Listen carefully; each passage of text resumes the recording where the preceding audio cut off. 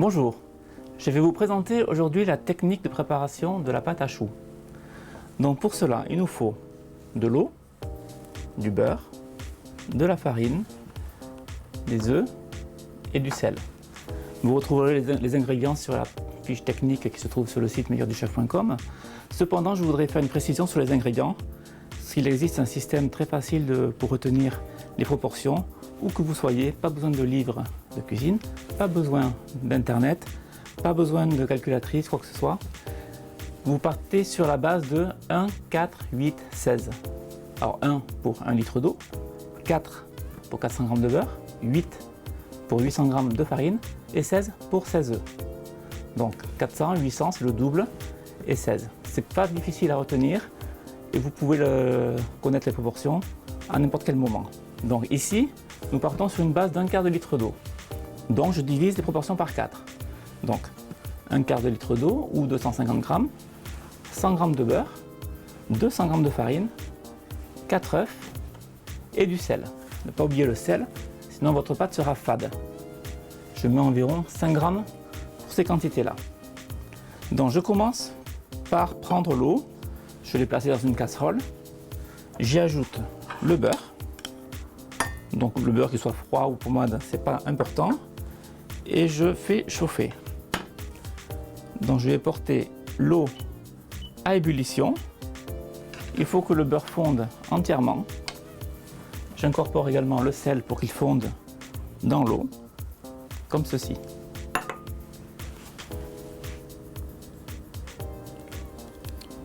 Donc on va attendre que tout ça chauffe et que le beurre fonde. Donc notre eau est en ébullition, le beurre est entièrement fondu. Donc je retire la casserole, il faut stopper la cuisson. Vous prenez votre farine et vous la versez en un seul coup dans l'eau. Et on commence à mélanger de façon à bien mélanger la farine dans l'eau et le beurre. Et nous allons former la panade.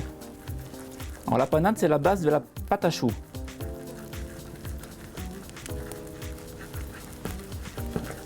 Donc surtout, vous ne vous arrêtez pas de mélanger à ce moment-là pour ne pas que ça forme des grumeaux de farine qui seraient difficiles à défaire par la suite. Voilà, notre panade est formée. Et là, nous allons procéder à ce qu'on appelle dessécher la pâte à choux. Vous revenez sur le feu et il faut bien la mélanger de façon à ce que ça se détache parfaitement bien des parois de la casserole. Donc là, on voit bien que notre panade ne colle pas du tout aux parois de la casserole. Donc elle est pratiquement prête. À ce stade-là, je la débarrasse dans un récipient froid et je la laisse refroidir quelques instants. Nous allons bientôt incorporer les œufs. Il ne faut pas que les œufs coagulent au contact de la pâte qui serait trop chaude. C'est pour ça que je la laisse refroidir, je la mélange régulièrement de façon à ce qu'elle s'aère et qu'elle revienne à température un peu moins chaude plus rapidement. Voilà. Donc je commence à casser mes œufs, dont je reprécise bien un à un, et j'incorpore. Je ne rajouterai pas un autre œuf tant que celui-ci ne sera pas entièrement incorporé. C'est une des phases cruciales de la pâte à choux, donc surtout, ne vous précipitez pas. On peut le voir là, ça se décompose, ça glisse dans tous les sens, c'est normal. L'œuf s'incorpore tout doucement.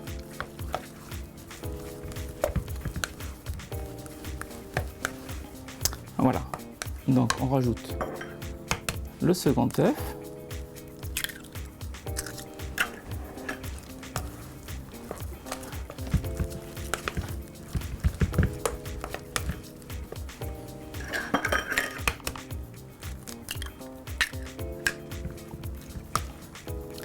Donc le troisième œuf.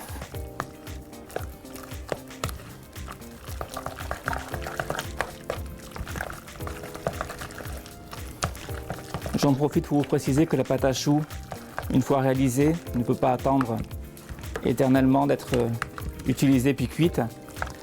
Donc il faudra la dresser juste après. Donc prévoyez de préchauffer votre four à 180 degrés environ pour que lorsque vous allez mettre les plaques dans le four, qu'il soit vraiment chaud. Et enfin le dernier. Donc on se rend compte que la pâte devient plus souple. Notre pâte est quasi terminée.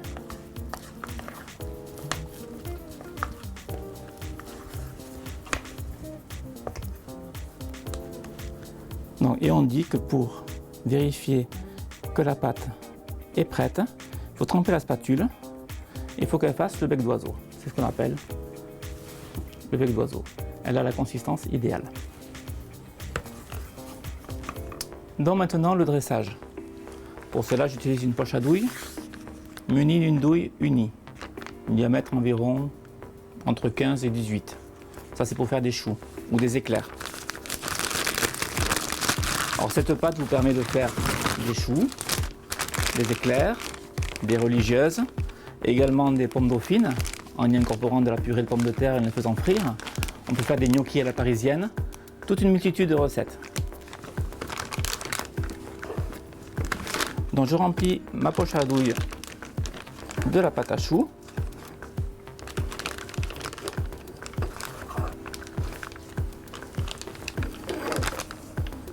Donc vous le voyez, pour remplir la poche à douille, je trousse la poche sur ma main et j'écrase la spatule sur le pouce de façon à bien détacher la préparation.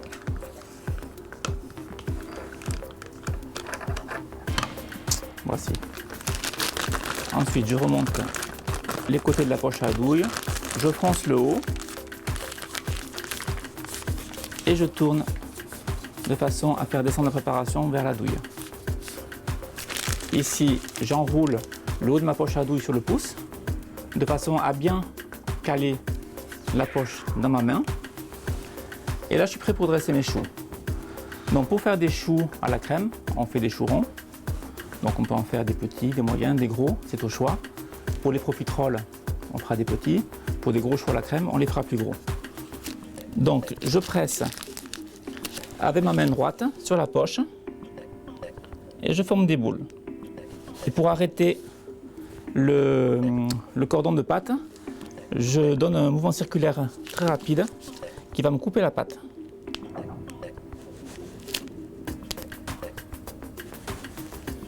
Je les espace suffisamment de façon à ce qu'ils ne se touchent pas lors de la cuisson.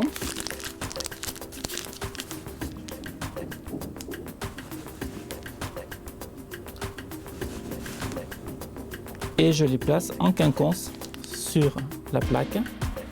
Ici, je les couche sur une toile de cuisson en silicone.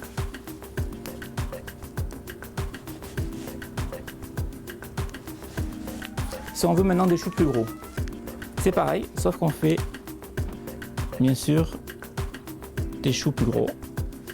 Alors, on essaie de les faire réguliers. Il ne faudrait pas faire des choux genre comme ça, vous voyez. Ça va pas être joli une fois cuit. Il faut que ce soit uni. Et hop, je casse ma pâte.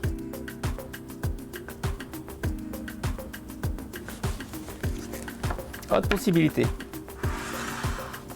Pour par exemple des éclairs. Donc j'arrange ma poche à douille au fur et à mesure qu'elle se vide. Et là, j'arrête ma pâte en revenant d'un coup sec vers le haut. Et à sens inverse.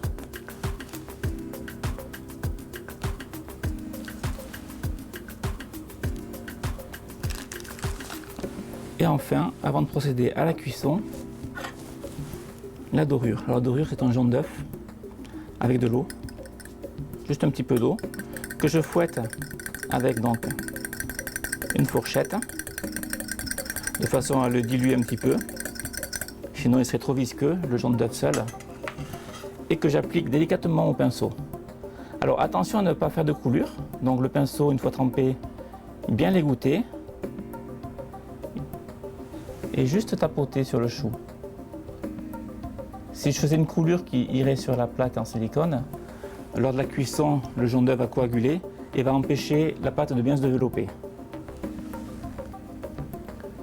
Si j'ai une petite pointe qui subsiste sur le chou, j'en profite pour l'écraser avec le pinceau.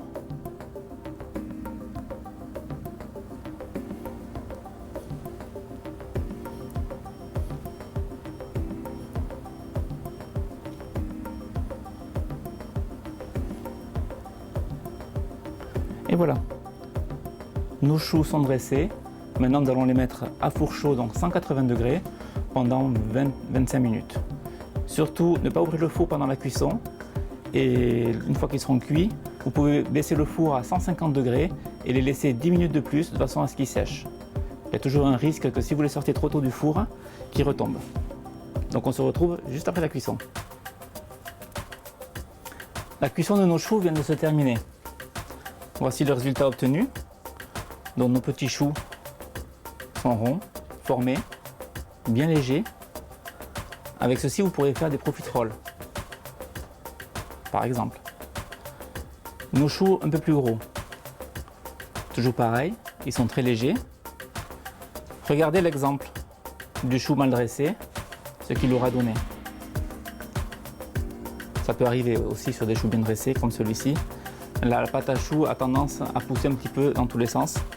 Mais c'est bien de pouvoir obtenir des choux qui sont quand même assez réguliers. Pour les éclairs, on obtient ceci également.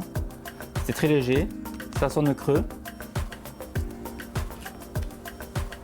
Et ça se décolle tout seul lorsqu'on cuit ces produits sur la toile de cuisson silicone.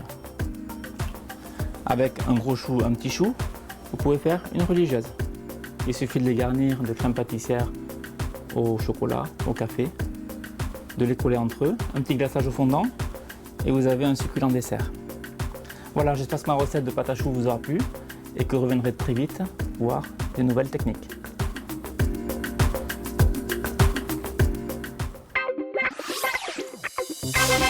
Bye.